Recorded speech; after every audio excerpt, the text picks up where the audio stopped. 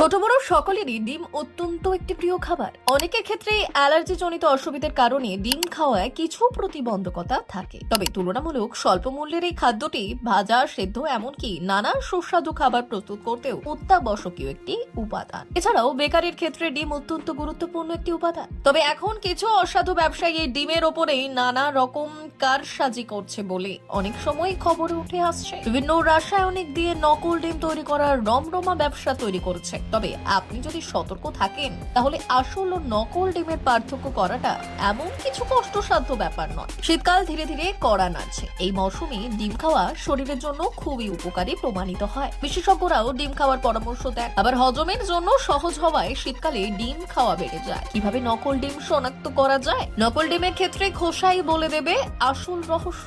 নকল ডিমের খোসা আগুনের সংস্পর্শে আনলেই তা দ্রুত আগুন ধরে যায়, কারণ এটি কিছু প্লাস্টিকের মতো জিনিস দিয়ে তৈরি। কুসুম আসল না নকল?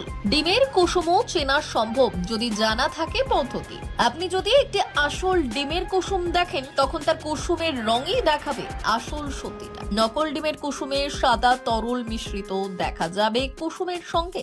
এছাড়াও আসল ডিমের খোলস হয় একটু এবড়ো খেবড়ো, কিন্তু প্লাস্টিক ডিমের খোলস হবে একদম মসৃণ। আসল ডিম আর নকলের মধ্যে ওজনের তফাৎ হবে। আসল ডিম হবে তার আকারের থেকে একটু ভারী, কিন্তু প্লাস্টিক ডিম ওজনে হালকা। আসল আর নকল ডিমের মধ্যে সবথেকে সহজ তফাৎ বুঝিয়ে দেয় আরেকটি পরীক্ষা। একটি গ্লাসে জল নিয়ে ডিম তাতে ফেলে দিন। আসল ডিম হলে তা ডুবে যাবে। ব্যুরো রিপোর্ট, ভুবনগ্রাম সংবাদ।